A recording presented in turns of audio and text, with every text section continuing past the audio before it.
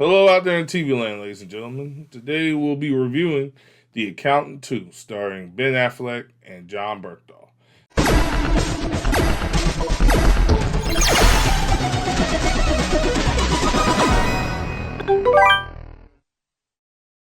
Takes place 8 years after the first Accountant, following Christian Wolff, Ben Affleck's character from the first movie, and basically how he works with the FBI to help solve cases that they can't solve. And basically, this movie is no different from that. Starts off with Raymond King, J.K. Simmons' character, being killed, and then his protege basically tracking down Ben Affleck's character, Christian Wolff, to go and find out who killed him and why. And Ben Affleck's character goes and gets his brother Braxton, played by Jonathan Berthall, for help.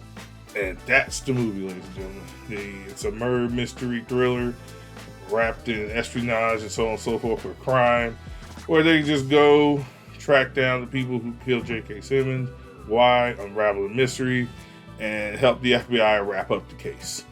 And this is a great movie. This is an amazing movie. This is the Punisher and Daredevil getting together for the first time ever on the big silver screen for all you old school fans. So this is great. So let's just walk it down line by line what makes this movie great. Ben Affleck as Christian Wolff is great once again. He was great in the first Accountant, playing an accountant with military grade skills that's also on the spectrum. Once again, he plays the role very well. It feels very dignified. It feels very smooth. He's very likable, but very awkward.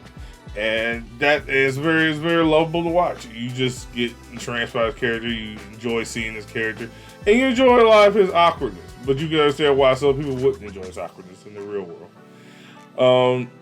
John Berthal's character. He does a great job playing Braxton, his younger brother. He's a mercenary, a soldier of fortune.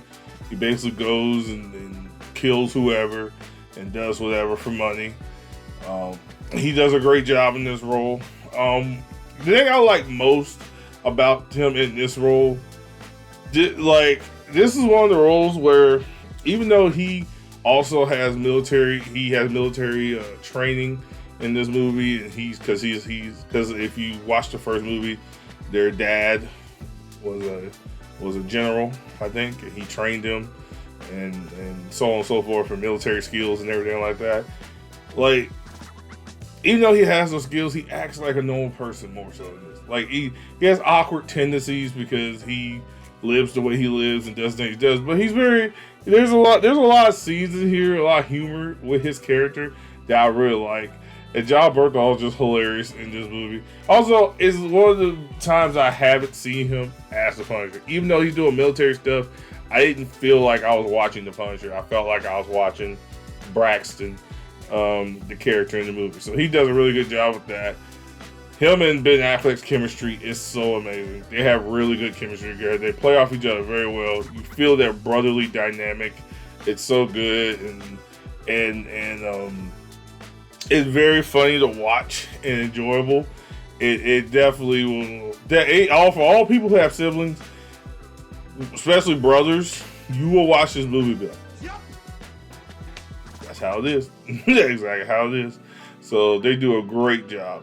Acting and pretty much from everybody is really good. Really enjoyed the characters. Also, they kind of expand the world of the Accountant. There's if you watch the first one, he had his one friend that helped him, who was a tech genius. Now she has students, and she's teaching the students these skills, and they're using these skills to help them. So it's kind of crazy. The world building is really good. I love a movie that builds on its premise and gives you more and more layers. So it's really good with that.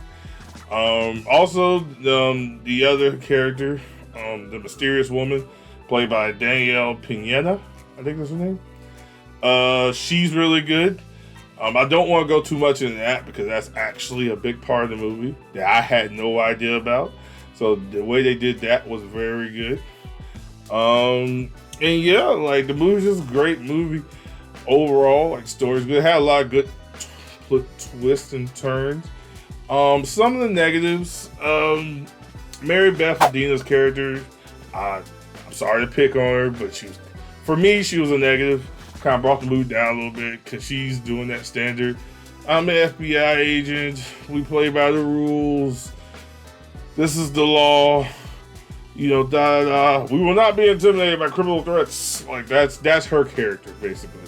And it's one of those things like it's just like, ma'am, like come on.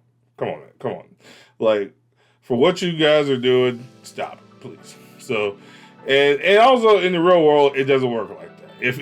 If we're gonna be completely honest, anybody who knows anything knows if it was that clear cut across the board with most people, it like in most situations there would be a lot less issues, to be completely honest. So anytime I see those type of characters, I'm always just like, sure. So she's a bit of a drag. The runtime's actually really good. It's only like 2 hours. So it flies right by. So you will not feel it. There's no real big bad, I guess, if you want to consider that negative. There's evil people that need killing, but the heart of this movie is Ben Affleck and John Berthold's relationship. Anytime they're to get that's really the heart and soul of this movie. It's them, coming together and working together to figure out this mystery, but also working on their relationship at the same time. Because of Ben Affleck's character and his condition, he tends not to interact with John Berthold's character and what you would consider a more traditional brotherly way. He still cares for his brother, but it's not traditionally what you would expect in siblings. So I enjoyed that. That's the heart and soul of this movie. There are a lot of great brother scenes in this movie. That's really the heart and soul of this movie. So it's definitely a great movie. Go out and watch it. I would definitely give this like an 8 out of 10. I'll be getting this on Blu-ray when it drops. And it's definitely a solid movie. So yeah, go run to the theaters and go see it. It's really good. If you haven't seen Sinners already, go see that, and then when you get done with Sinners, go see this. So yeah, these are two solid movies that I can definitely get behind. I ain't gonna lie, man.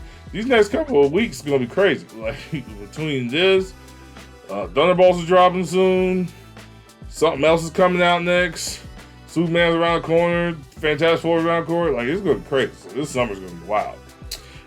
Make sure to like, subscribe, comment, all that great stuff.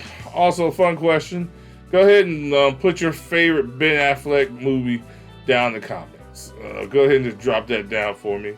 For me, I have a love-hate relationship with Ben Affleck. I didn't really like him until I got older. My favorite Ben Affleck movie. Actually, one of my favorite Ben Affleck movies is Daredevil. Like y'all probably think I'm bullshitting. I love the 2000s Daredevil with Ben Affleck. I thought it was great. It was a little cheesy at some points, and Jennifer Garner's Elektra sucked. But Ben Affleck, I thought he did a really good job. So that'd be my Ben Affleck film. Tell me what's your favorite Ben Affleck film. Once again, like, comment, subscribe. Come join me on Twitch whenever you get a chance. Be good to yourself and each other. And I'll catch you guys at the next one. Peace.